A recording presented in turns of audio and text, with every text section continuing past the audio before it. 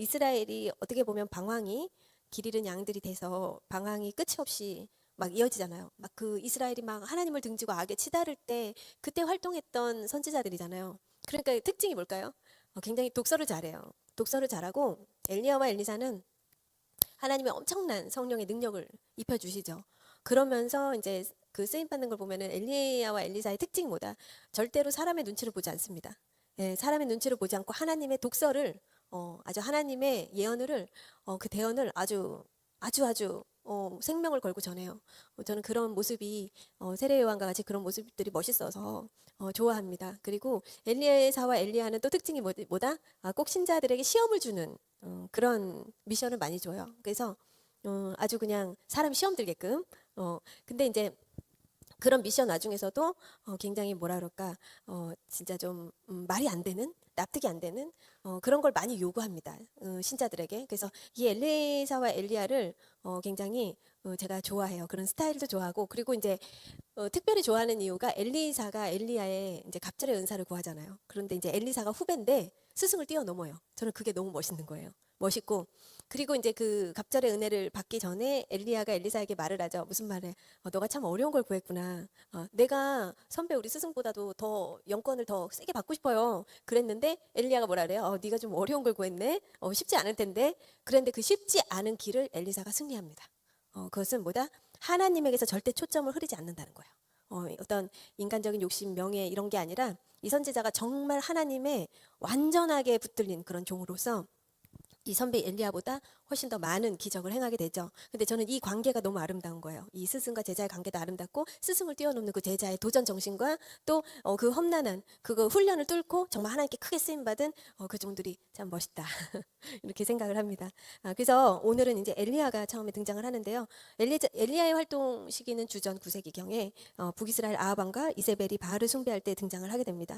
너무 신기하게도 우리가 주일날 나눈 재정의 문 그 설교와 또 너무 일맥상통하는 의미를 담고 있어서 어떻게 보면 그 연장선으로 주님이 주신 또 꼴에 맞는 만나의 내용이 되지 않을까 그런 생각을 합니다. 우리가 지난 시간 오므리 왕조에서 아합 왕조까지 북이스라엘의 왕들의 계보만 집중적으로 그렇게 다뤘는데 북이스라엘은 솔로몬의 라인을 타고 내려와서 그 솔로몬이 씨 뿌린 그 우상의 대잔치, 예.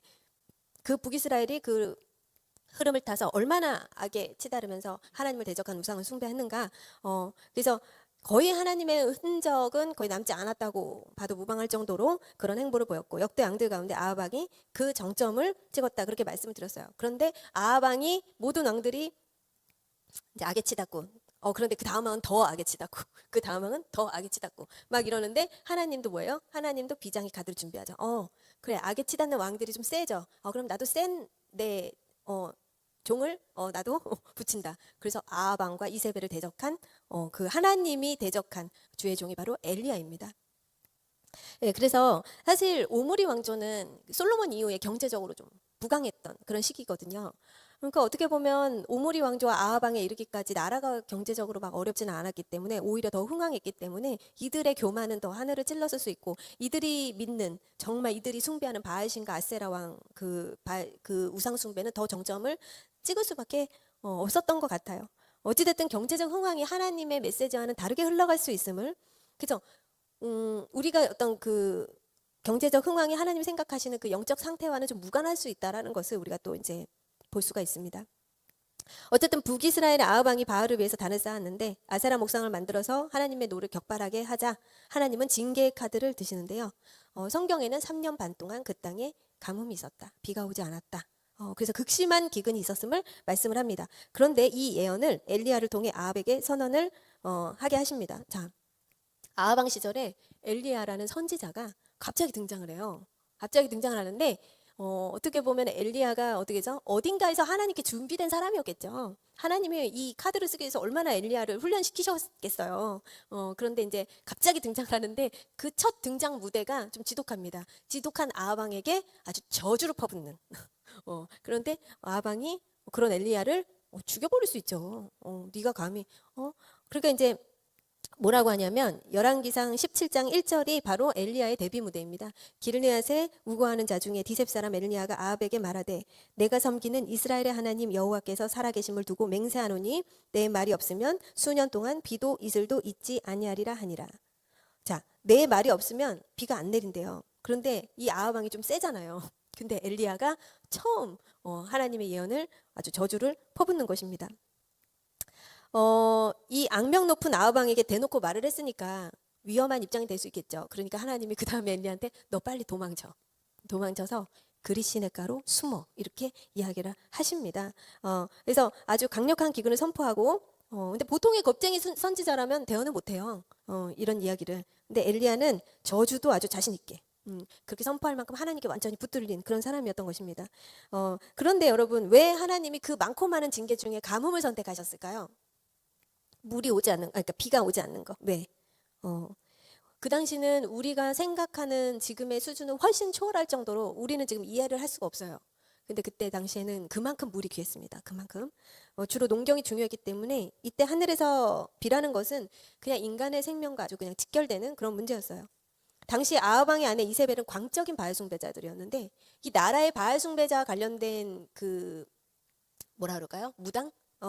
그 바알 선지자들은 엄청나게 이제 이세벨의 도움을 받고 적극적인 지원을 받을 만큼 그만큼 강적인 바알 숭배자였는데 바알은 풍요의 신이라고 해서 주로 이스라엘 이때 당시만 해도 이 국민들의 생각은 뭐냐면 비는 바알 신이 내려준다라는 인식이 있었어요. 그렇기 때문에 하나님은 바알이 물을 주는 신으로 상징화되어 있는 이 이스라엘에서 내가 3년 반 동안 물을 내리지 않겠다 선포를 하신 거예요. 그러니까 엘리야는 정면으로 뭐라고 이야기를 하는 거죠? 너희들 물 바알신이 주는 거 아니야. 하나님이 주시는 거야. 이렇게 선포를 한 것입니다. 그래서 바알 숭배 헛됨을 하나님은 엘리야를 통해 선포를 하십니다. 그 다음에 엘리야에게 이제 그릿 시냇가에 숨으라고 명령을 하시는데요. 엘리야가 그릿 시냇가로 딱 가보니까 자기를 위해서는 물이 준비되어 있는 거예요. 하늘에서는 비가 안 내리는데 거기서 하나님이 시냇가를 딱 엘리야를 위해서 준비를 해주시는 거예요. 그래서 엘리야는 거기서 물의 갈증을 해소했고 가만히 앉아만 있는데 아침 저녁 쉴 새 없이 까마귀가 떡과 고기를 물어다 주었대요. 그러니까 계속 먹을 거를 공급받는 것입니다. 그러니까 뭐예요? 엘리야만 있는 곳만 물이 있고 양식이 있어. 근데 엘리야가 있는 그 외의 곳은 왕궁이라도 물이 말라버렸어. 왕궁이라도 음식이 없어. 지금 그런 상태인 거예요. 우리가 지난주에 재정의문 설교를 하면서 그런 얘기를 했어요. 세상의 분위기와 하나님의 자녀가 먹고 사는 일은 완전히 다른 차원이다. 다른 세계이다. 여러분 우리는 다른 세계에 살고 있어요. 우리는 세상에서 누구와 경쟁해서 먹고 사는 사람들이 아니에요. 제가 항상 이야기하지만 우리는 뭐다? 하나님이 공급해 주시는 것 안에서만 살아요. 그것을 여러분이 명확하게 갖고 있어야 이 재정예문 설교도 마무리를 잘 할 수 있어요. 제가 주일날 설교를 하고 주일날 설교 이후 최초로 가장 많은 피드백을 받았습니다. 목사님 너무나 은혜 받았습니다. 너무나 도전 받았습니다. 처음이에요. 전 그렇게 많은 피드백을 받은 적이. 근데 저는 우리 성도들을 보면서 이렇게 우리 성도들이 하나님이 준비가 되셨나 보다. 이런 생각 참 많이 했고 참 감사했고 저는 뭐 우리 성도들이 잘 되는 거 말고는 바랄 게 없는 사람이니까요. 그런데 이렇게 많은 사람들이 은혜 받을 때 시험 드는 사람들도 있어요. 저는 그런 사람들이 나오지 않기를 바랍니다. 어찌됐든 간에 가장 많은 은혜를 받았다는 피드백을 받았습니다. 근데 여러분 오늘 주시는 말씀도 똑같아요. 우리는 세상에서 싸우고 이기고 경쟁하고 이런 거 아니에요. 여러분들이 염려 근심해서 여러분 잘 살지 않아요. 우리는 뭐다? 우리는 하나님이 공급해 주시는 떡과 만나로 산다. 그 만나와 매출하기로 산다. 그것을 구름기둥과 불기둥으로 우리의 삶을 인도해 가신 하나님, 그 완벽하게 여러분들 안에 있으셔야 돼요. 그래서 하나님은 뭐예요? 하나님 말씀으로 살면 먹고 사는 일은 문제 없다. 우리가 지금 뭐 전쟁통이라도 전쟁이 일어난다고 해도 여러분 전쟁통에 먹을 거 없을 것 같아요? 여러분 하나님은요 동물을 통해서 까마귀를 통해서라도 우리에게 먹을 양식을 주십니다. 그런데 하나님의 자녀들은 그래요. 그런데 이 까마귀라는 것은 그때 당시만 해도 굉장히 불경을 상징하는 그런 동물이에요. 불경스러운 동물. 그러니까 하나님은요 어떤 것을 사용해서라도 우리를 먹이시고 입히시고 가르치시고 깨우치게 하시고 은혜 주시고 치유하시고 우리 하나님 그런 하나님이에요. 그래서 저는 여러분들이 예수를 믿는다? 이거는 신비다. 여러분 하나님을 믿는 것은 정말 난 신비라고 말하고 싶어. 시간이 없어서 일단 넘어가는데 여러분 까마귀를 통해서라도 주님이 보여주십니다. 왕궁에 있는 사람들도 이때는 굉장히 기근으로 허덕이고 있었어요. 그래서 엘리야에게 그리시네가는 어떤 상징적 장소이고 또 구약의 이 메시지는 우리에게 무엇을 주는가? 다윗에게는 아둘람굴이 있었고 야곱에겐 베델이 있었어요. 근데 우리가 엘리야 딱 하면 그리시네가를 먼저 이렇게 생각이 나거든요. 그게 뭐냐면 주님과 나와 단둘이 있는 그 자리예요. 그 자리. 정말 근데 내 자존심도 내가 아무것도 없어. 내가 너무 가난하고 헐벗고. 근데 그 자리에 주님과 나와 함께 있는 거예요. 그 추억의 장소인 거예요. 그래서 엘리야 인생에는 이 장소를 잊을 수가 없습니다. 그래서 우리는 그리시네가가 우리들에게, 우리 신자들에게 어떻게 적용해서 그것을 우리가 의미를 상징화할 수 있는가, 그것을 한번 살펴보도록 하겠습니다. 첫 번째, 그리시네가는 하나님의 은밀한 보호의 자리라고 볼 수 있습니다. 자, 아하방과 이세벨의 핍박을 피해서 엘리야가 생명을 보존할 수 있는 은신처였죠. 하나님은 선지자를 외롭고 좁은 곳으로 숨기면서 내가 너를 보호한다, 내가 너를 책임진다, 그런 메시지를 보여주세요. 그것은 우리가 시편 91편 1절의 메시지를 생각나게 합니다. 지존자의 은밀한 곳에 거주하는 자는 젖는 자의 그늘 아래 거하리로다. 우리의 그리시네가는요, 젖는 자의 그늘 아래 있는, 머무는 우리를 보게 하시고 또 하나님이 우리를 얼마나 은밀하게 보호하고 계신가, 그것을 상징하고 있다는 것입니다. 그 다음에 두 번째, 하나님의 공급을 경험하는 자리입니다. 그리시네가는 아까도 얘기했듯이 마실 물을 제공했고 그 누구도 물이 없을 때 마실 물을 제공했고 떡과 고기를 까마귀가 물어다 주었죠. 이것은 사람의 손길이 아니라 오직 하나님의 방법으로 살게 하셨습니다. 그래서 마태복음 4장 4절에 뭐라 그러죠? 사람이 떡으로만 살 것이 아니요 하나님의 입으로 나오는 모든 말씀으로 살 것이라. 떡으로만 살 게 아니라 하나님 말씀 붙잡고 살면 돼요. 우리가 사는 세계는 세상 사람들이 사는 세계는 완전 달라. 완전히 달라요. 세 번째, 훈련과 겸손의 장소입니다. 선지자는 화려한 무대가 아니라 은밀한 광야와 외딴 시냇가에서 먼저 훈련을 받습니다. 하나님의 사람은 먼저 숨겨지는 시간을 거쳐야 돼요. 하나님은 그 사람으로 하여금 겸비케 숨겨지는 장소, 고생하는 고난이 있는 그 자리, 그 장소, 거기서 오로지 사람이 아니라 하나님만 의지하는 법을 완전히 체득해서 배우게 하십니다. 그래서 하나님만 아는 그 자리에서 빛도 없이 이름도 없이 그렇게 하나님 앞에서 굶주리고 깎이고 배고픈 자리, 정말 하나님 아니면 아무것도 없는, 아까도 얘기했듯이 내 자존심, 내 자존감 완전 바닥 상태인 그런 모든 하나님의 주의 종의 삶은 이처럼 드러나는 자리 이전에 반드시 숨겨진 그리시네가의 시간이 필요하다는 것을 시사합니다. 그래서 대부분의 주의 종들뿐만 아니라 우리 성도들도 다 그리시네가가 있어요. 자기만의 베델이 있고요, 자기만의 다 아둘람굴이 있고, 저는 그것은 하나님이 예외 없이 주신다고 생각해요. 왜? 인간은 그런 시절을 겪지 않으면 그런 사람들을 포용할 수 없고 안을 수 없고 넓어질 수 없고 겸손할 수가 없기 때문에. 예. 그 다음에 네 번째, 그리시네가는 하나님 의존의 훈련을 가리킵니다.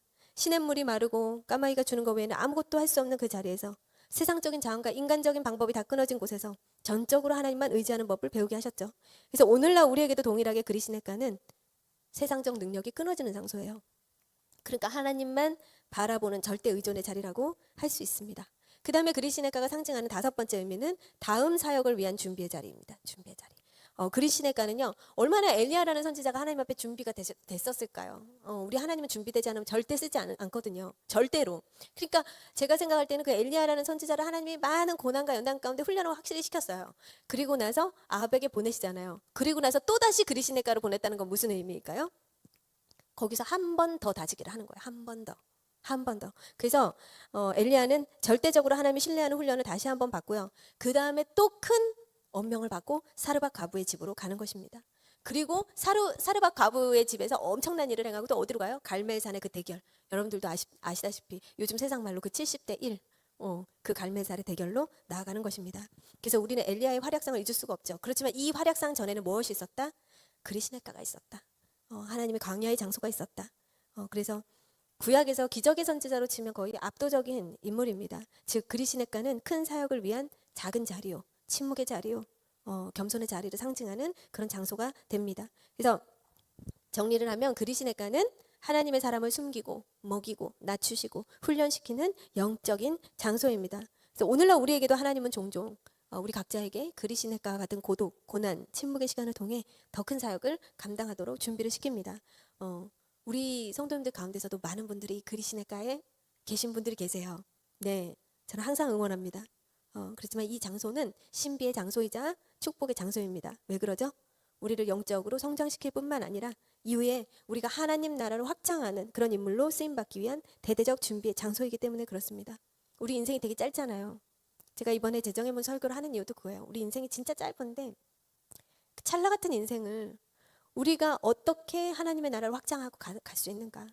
우리는 하나님의 나라를 확장해야 되는 임무가 있거든요. 근데 내가 훈련되지 않으면 내 맘대로 해. 하나님의 일을. 근데 훈련된 사람들은 하나님 인도하심 따라가요. 하나님 인도하심 따라.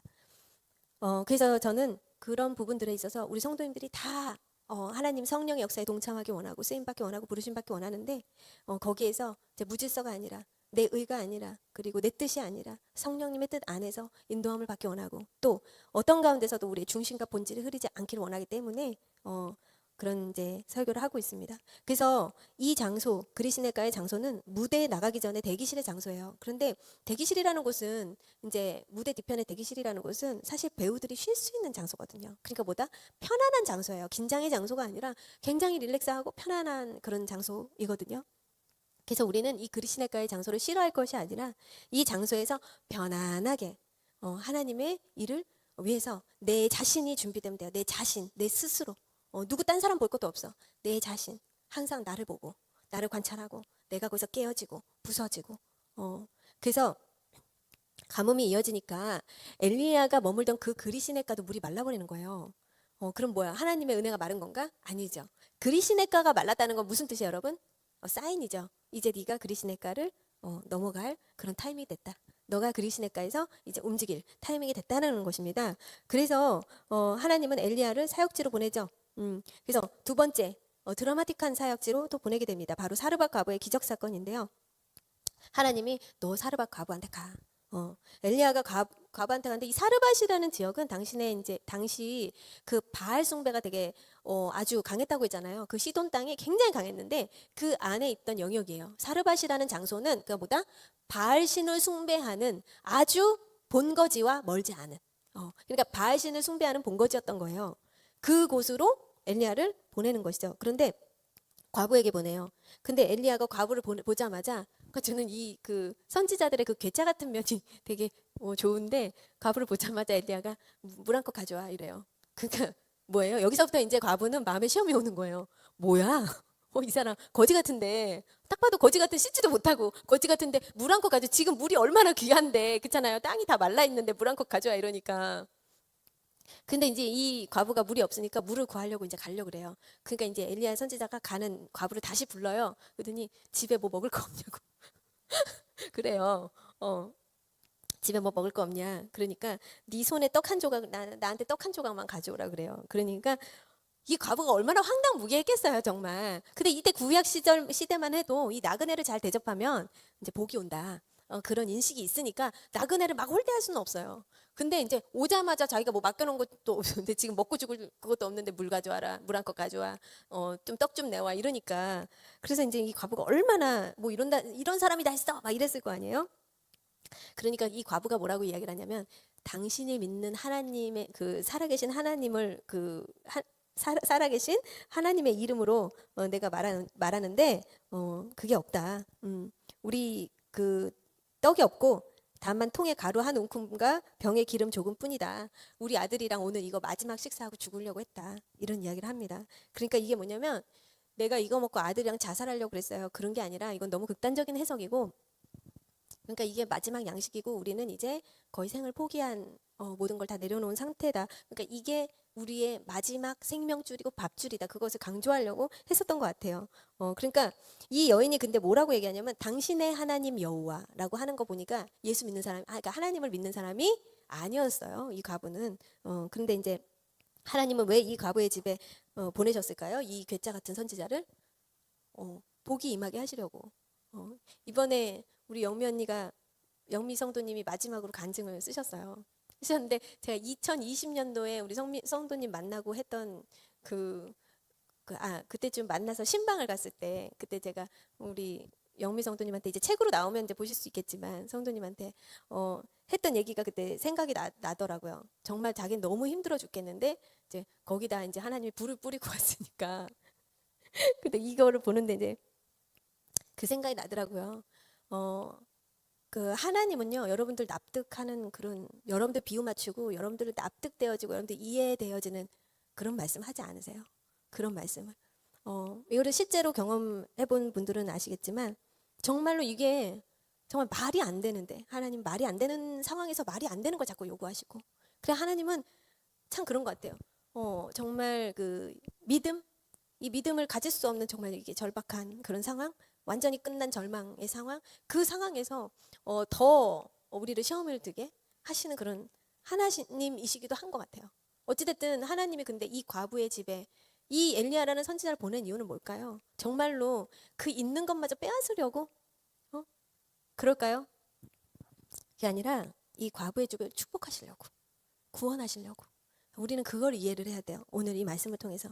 여러분, 우리 현실로 삽니까? 약속으로 삽니까? 우리가 고민해야 돼요. 우리가 현실을 보고 사느냐, 하나님의 약속을 믿고 사느냐. 여러분들 하나님이 약속하신 거 터무시하면 안 돼요. 하나님이 저한테 말씀하신 게, 네 의로 모든 걸 판단하지 말라. 항상. 하나님, 이거 너무 과분한 것 같아요. 그러다 어쩔 땐 하나님이 네 의로 그렇게 겸손한 척하지 마. 내가 원하는 건 그게 아니야. 하나님은 때로는요, 그래요. 우리가 하나님의 약속을 어느 상황에서도 그 약속을 붙잡기를 원하세요. 하나님은. 이 과부는 믿음은 둘째치고 현실이 아닌 약속을 선택하는데요. 이 과부는 믿음이 없었어요. 하나님 믿는 믿음이. 그 고넬료와 비슷한데 없었어요. 그 나아만 장군하고 비슷한데, 뭐냐면 현실은 말 그대로 눈에 보이는 살아있는 현실이잖아요. 약속은 보이지 않는 어찌 보면 믿음의 그런 세계고, 약속은 때로 허황되고 허구되고 말도 안 돼 이렇게 느껴져요. 어떻게 보면 가장이고 어떻게 보면 망상처럼 여겨져요. 근데 여러분 그거 아세요? 성경은요, 모든 말들이 현실적인 거 하나도 없어. 다 그렇게 따지면 다 허구고 다 망상 같은 이야기예요. 그런데 성경은 다 약속만 얘기해. 하나님이 너 이렇게 하면 내가 이렇게 해줄게. 다 모든 게 다 약속이에요. 그런데 인간은 뭘로 나눠질까요? 우리의 인간은 그 약속을 믿는 자와 그 약속을 버리는 자, 그렇게 나뉘어지는 거예요. 그러니까 여러분 현실을 보시면 안 돼요. 이 과부는요, 너무나 힘든 그 상황인데 근데 너무 복받을 자였나 봐. 약속을 선택합니다. 약속. 믿음을 선택해요. 우린 이 과부의 믿음을 주셔야 돼요. 왜? 내한테 이거 지푸라기 하나 있거든요. 나한테 이거 하나, 자존심 하나 남아있어. 이거 마지막 내 프라이드고 내 자존심이고. 근데 하나님은 그 지푸라기, 그 프라이드를 내려놓으라고 하시거든요. 근데 이거 내려놓으면 이제 죽음이거든요. 절대절명. 근데 우리는 그래도요, 이 지푸라기 별거 없어요. 근데 이 지푸라기 잡아요, 우리는. 안전한 거. 그런데 하나님은 그걸 놓을 때 너희가 권을 얻는다, 그렇습니다. 그러니까 죽을 것 같지만 절대 죽지 않는다는 거예요. 그래서 너희 믿음의 세계는 있잖아. 살고자 하면 죽고, 죽고자 하면 산다. 그러니까 엘리야가 여기서 이런 얘기를 합니다. 과부에게. 과부야, 두려워하지 말고, 이 말을 해요. 두려워하지 말고. 근데 두려워하지 말고라는 단어를 왜 쓸까요? 그게 뭐냐면, 이때 바로 죽으면 죽으리라 네 목숨 걸고 믿음을 선택하라 이거예요. 그래서 두려워하지 말고라는 단어를 쓰는 것입니다. 이것이 믿음이고 이것이 믿음의 법칙인데, 꼭 믿음은요, 아까도 얘기했지만 믿기 힘든, 도저히 믿을 수 없는 상황, 현실, 환경에서 믿으라고 하는 거예요. 그리고 나 믿고 싶지도 않아. 근데 나한테 덥석 안겨주는 거예요, 믿음이라는 거. 그래서 하나님은 믿을 만한 것에는 우리에게 믿음을 요구하지 않습니다. 절대로. 이건 도저히 힘들어. 그럼 그때 우리에게 믿음이 필요한 거예요. 그래서 여러분, 할만할 때 믿는 거 믿음이 아니에요.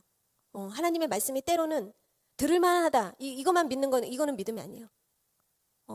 내가 듣지 못할 것도 들을 수 있어야 되고, 내 납득이 안 가, 내 자아를 부셔야 돼요. 내 선악과 깨지 않으면 절대 하나님 십자가 모릅니다. 우리 하나님 은혜 가운데 나아갈 수가 없어. 엘리야는 과부의 마지막 식량으로 떡을 구하게 되고, 그녀가 믿음으로 순종해서 엘리야를 대접하자 병의 기름과 통의 가루가 떨어지지 않는 기적이 일어나는데, 이 사르밧, 이 바알 숭배지, 기근으로 아주 그냥 모든 사람들이 진짜 굶어 죽을 이때에 이 사르밧 과부의 집 한 군데만 먹을 양식이 떨어지지 않는 기적이 일어납니다. 그러니까 뭐예요? 이 사르밧 과부도 엘리야가 있었던 다른 차원의 세계로 들어간 거예요. 다른 차원의 세계. 그러니까 사르밧 과부도 이제 다른 차원의 세계 속에 살게 되는 거야. 뭘로? 하나님이 공급하신. 그래서 이 엘리야가 마지막 자기에게 남은 식량으로 그 과부가 엘리야에게 대접하고, 그녀가 믿음으로 순종했을 때 엘리야를 통해서 이 사르밧 과부의 집에 기적이 일어나죠. 자, 이 과부가 이제 하나님을 믿게 되었을까요? 하나님을 믿게 되었을까요? 이 엘리야가? 아니, 이 사르밧 과부가? 안 믿습니다. 그거는 뒤에 보면 알 수 있어요. 그러면 이 과부는 누굴 믿었을까? 이제 엘리야를 믿는 거예요. 하나님까지는 아니고 하나님의 일을 하는 이제 엘리야를 믿게 된 것 같아요. 그 뒤에 내용을 보니까. 그리고 나서 바로 무슨 일이 생기냐? 갑자기 갑자기 잘 살고 있는데 사르밧 가부의 아들이 병들어서 꼭 죽어버려요. 그냥 갑자기 병들어서 그냥 탁 죽어버려요. 그러니까 사르밧 가부가 갑자기 애꿎은 엘리야를 원망합니다. 그 부분을 볼게요. 열왕기상 17장 8절. 여인이 엘리야에게 이르되 하나님의 사람이여 당신이 나와 더불어 무슨 상관이 있기로 내 죄를 생각나게 하고 또 내 아들을 죽게 하려고 내게 오셨나이까. 자, 여인이 엘리야에게 하나님의 사람이여 라고 이야기를 한 거 보면 아직도 이 과부는 하나님을 못 만났어요. 그 다음에 당신이 나와 무슨 상관이 있기로, 이 말도 역시 나는 하나님을 향한 믿음이 없다는 거야. 너랑 나랑 도대체 무슨 관계냐? 이런 뜻이잖아요. 그 다음에 뭐라 그래? 그러면서 당신이 죄를 생각나게 하고 내 아들을 죽게 하려고 나한테 오셨나이까? 근데 웃기죠. 아들 죽은 걸 왜 엘리야를 원망할까? 그런데 여기 힌트가 있죠. 당신이 내 죄를 생각나게 한다. 자, 여러분, 하나님의 사람들의 특징이 뭐예요? 죄를 드러내잖아요. 내 속에 있는 거, 내 속에 못된 거, 꼬아진 거, 비틀어진 거, 주름 잡힌 거. 여러분들 하나님의 빛이 들어오면 그거 다 드러나잖아요. 근데 그 드러난 거 좋아요, 싫어요? 싫죠. 우리는 그래서 시험 들고 원망하고.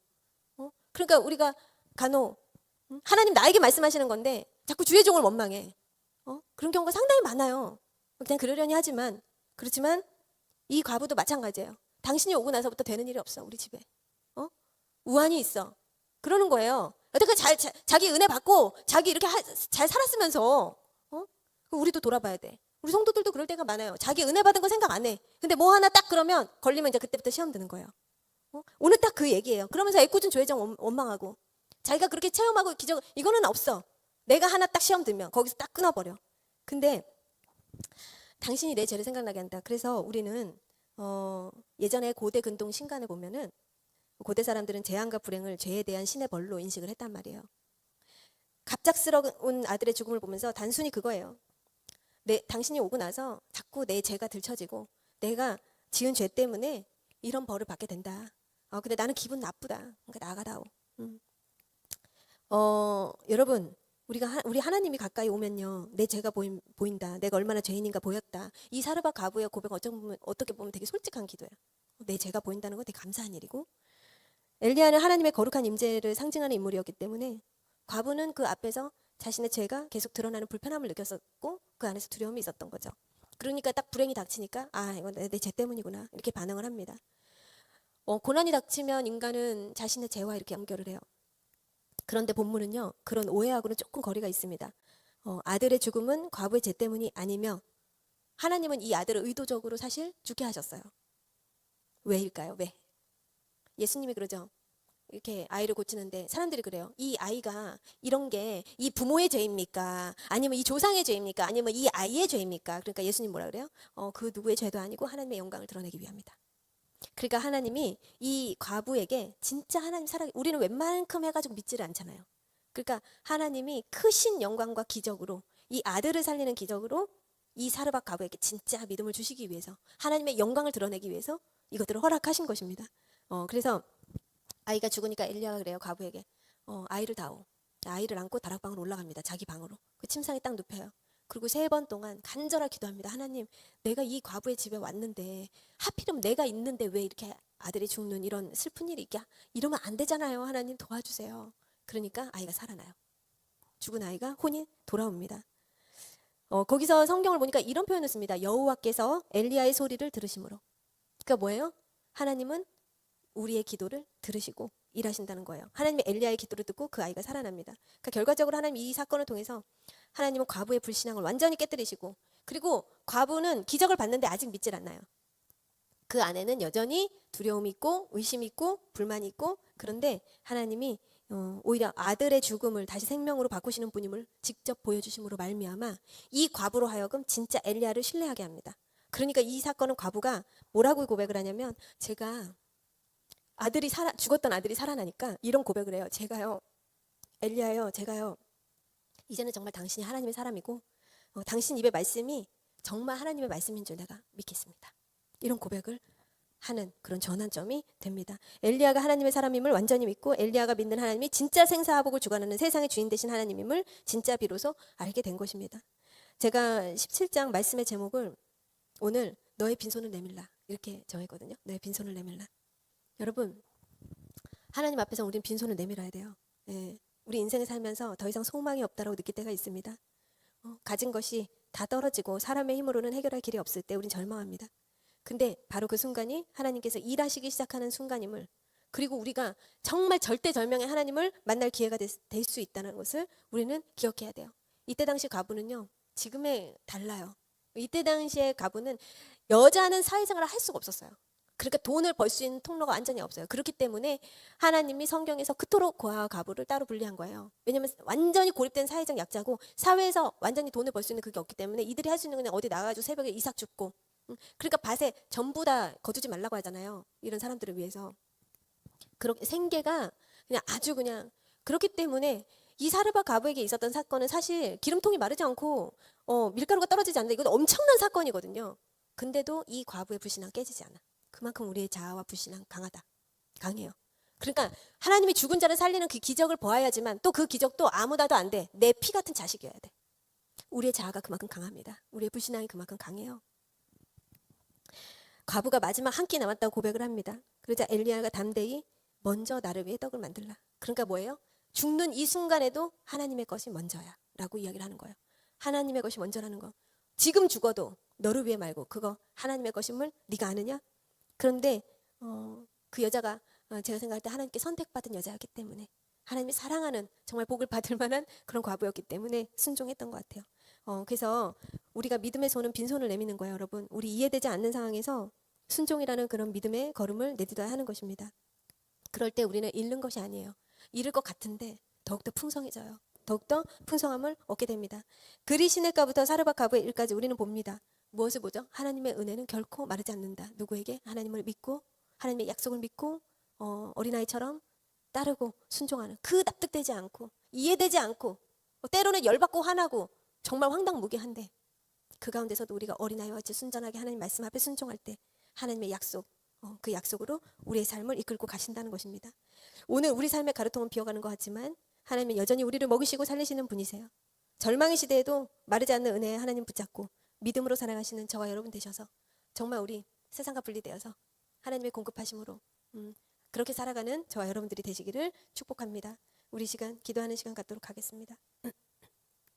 들은 말씀을 생각하면서 기도해 주시는데 특별히 아프신 분들이 많기 때문에 각자를 놓고, 각자의 건강을 놓고, 제가 항상 우리 하나님, 우리 길냥교회 성도님들, 특히 어르신들은 절대 아프면 안 돼요. 절대 아프면 안 되고요. 하나님 천국 가는 그날까지 건강하고 축복 많이 누리면서 그렇게 가셔야 됩니다. 항상 기도하거든요. 여러분 우리 건강을 놓고 기도해 주시고, 아파서 나오지 못하신 분들을 위해서도 기도해 주시고, 여러분들 각자 개인의 문제, 풀어지지 않는 문제, 경제적인 문제, 가정의 문제, 힘든 모든 문제들을 놓고 하나님 앞에 솔직하게 기도하는 시간 나누도록 하겠습니다.